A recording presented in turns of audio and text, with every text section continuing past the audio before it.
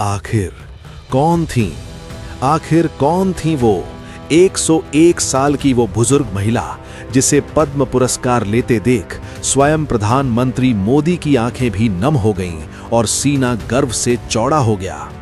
राष्ट्रपति भवन का वो विशाल हॉल जहां देश के बड़े बड़े दिग्गज मौजूद थे, लेकिन जब 101 साल की वो महिला अपने कांपते लेकिन मजबूत कदमों से चलकर अवार्ड लेने आई तो उन्हें देखकर सबकी आंखें फटी की फटी रह गईं। सिर्फ इतना ही नहीं, जब उनका कारनामा बताया गया तो हॉल तालियों की गड़गड़ाहट से गूंज उठा। लेकिन वहीं एक सवाल सबकी जुबान पर था कि आखिर कभी हिंदुस्तान की जमीन पर पैर ना रखने वाली उस विदेशी महिला ने ऐसा क्या कर दिया कि भारत सरकार उन्हें बुलाकर इतना बड़ा सम्मान दे रही थी। लेकिन असली सस्पेंस ये नहीं है कि वो 101 साल की हैं। असली सस्पेंस तो ये है कि जिस उम्र में लोग बिस्तर पकड़ लेते हैं, उस उम्र में वो एक ऐसा चमत्कार कर रही हैं जो हम सोच भी नहीं सकते। आज जब हम भारतीय अपनी ही जड़ों को भूलते जा रहे हैं, तब 7 समंदर पार बैठी वो महिला हमारी संस्कृति और हमारे ज्ञान के सहारे हजारों लोगों की जिंदगी बचा रही हैं। आखिर क्या है वो राज जिसने मोदी जी को भी भावुक कर दिया? जानिए इस वीडियो में। तो चलिए चलते हैं उस ऐतिहासिक पल में। साल 2024, राष्ट्रपति भवन, नई दिल्ली। उस विशाल हॉल में सुई गिरने जितनी शांति, पिन ड्रॉप साइलेंस थी।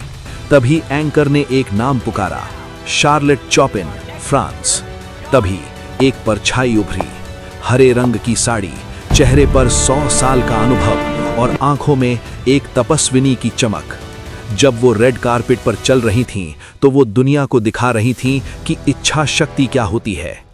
हॉल में बैठी युवा हस्तियां भी शर्मिंदा थीं, क्योंकि जिस उम्र में हम लाठी ढूंढते हैं, ये माता किसी शेरनी की तरह चल रही थी।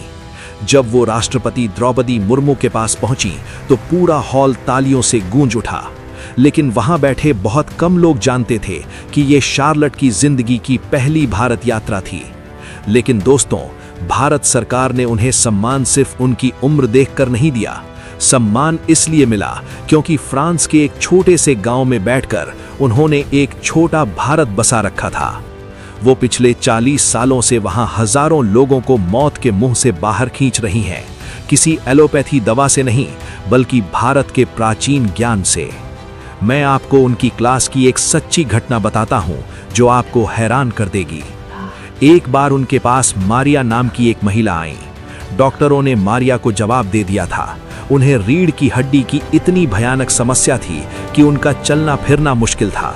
डॉक्टरों ने कहा था, अब सर्जरी के अलावा कोई रास्ता नहीं और उसमें भी जान का खतरा है। मारिया रोते हुए शार्लेट के पास आई। शार्लेट ने मारिया का हाथ थामकर कहा, डरो मत, भारत के ऋषियों ने हमें एक ऐसी संजीवनी दी है जो हर दर्द को मिटा सकती है। शार्लेट ने मारिया को धीरे धीरे भुजंगासन और प्राणायाम सिखाना शुरू किया। और दोस्तों, चमत्कार देखिए, जिस महिला को डॉक्टरों ने बिस्तर पर रहने को कहा था, 6 महीने बाद वही मारिया अपने पैरों पर दौड़ रही थी। जब मारिया ने शार्लेट का धन्यवाद किया तो शार्लेट ने एक ऐसी बात कही जो आपका दिल जीत लेगी। शार्लेट ने कहा, धन्यवाद मुझे मत दो, धन्यवाद भारत को दो, धन्यवाद भगवान शिव को दो, जिन्होंने दुनिया को योग दिया। शार्लेट सिर्फ योग नहीं सिखाती, वो फ्रांस के लोगों को शाकाहारी बनना सिखाती हैं। वो उन्हें हाथ मिलाकर हेलो बोलना नहीं, बल्कि हाथ जोड़कर नमस्ते करना सिखाती हैं। वो गर्व से कहती हैं, मैं शरीर से फ्रेंच हूं, लेकिन मेरी आत्मा भारतीय है। सोचिए, एक विदेशी महिला फ्रांस की गलियों में भारतीय संस्कृति का प्रचार कर रही थी, वो भी बिना किसी स्वार्थ के। लेकिन सवाल ये है कि फ्रांस की ये महिला इस रास्ते पर आई कैसे? ये सब शुरू हुआ 50 साल पहले। शार्लोट बचपन से योगी नहीं थी। वो एक आम फ्रांसीसी महिला थी जो एक ऑफिस में सेक्रेटरी का काम करती थी। जब वो 50 साल की हुई तो उनका शरीर जवाब देने लगा था। कमर में दर्द, जोड़ों में जकड़न और तनाव। डॉक्टर्स ने कहा, अब उम्र हो गई है, आराम करो। लेकिन शार्लोट के एक दोस्त ने उनसे कहा, शार्लोट, तुम भारत की प्राचीन विद्या योग क्यों नहीं अपनाती? शार्लोट पहले हंसी। उन्होंने सोचा, इस उम्र में क्या मैं हाथ पैर मोड़ पाऊंगी? लेकिन दर्द से परेशान होकर उन्होंने एक योग क्लास ज्वाइन कर ली।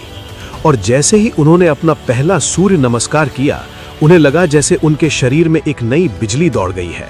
उन्होंने महसूस किया कि जो सांसें अब तक सिर्फ जिंदा रहने के लिए चल रही थीं, अब वो शरीर को हील कर रही थीं। लोग कहते थे बुढ़ापे में हड्डियां टूट जाएंगी, लेकिन शार्लोट ने दुनिया को गलत साबित कर दिया। उन्होंने कहा, योग हड्डियों का नहीं, सांसों का खेल है। शार्लोट ने डॉक्टरों के विज्ञान को नहीं, बल्कि भारत के ऋषि मुनियों के विज्ञान को अपनाया। आज 101 साल की उम्र में उन्हें न ब्लड प्रेशर है, न डायबिटीज। कैसे? 1. प्राणवायु, वाइटल फोर्स।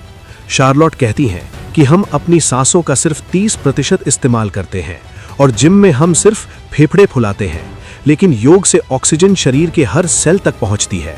यही एंटी एजिंग का राज है जो बुढ़ापे को रोकता है। 2. लचीलापन, फ्लेक्सिबिलिटी। उन्होंने साबित किया कि बूढ़ा होना शरीर की मजबूरी हो सकती है, लेकिन मन का चुनाव है। फ्रांस के लोग जो जिम में लोहे उठाने के दीवाने थे, वो इस महिला के पास सुकून उठाने आने लगे। उन्होंने पश्चिम यानी वेस्ट को बताया कि अगर तुम्हें असली इलाज चाहिए तो तुम्हें मेडिसिन की नहीं, मेडिटेशन की जरूरत है। ये उनकी तपस्या छिप नहीं सकती थी। जुलाई 2023, पेरिस, फ्रांस। पीएम मोदी ने खास तौर पर वक्त निकाला एक 100 साल की महिला से मिलने के लिए। जब मोदी जी उनसे मिले तो शार्लोट ने झुककर नमस्ते किया। मोदी जी हैरान थे, 100 साल की उम्र में इतनी ऊर्जा।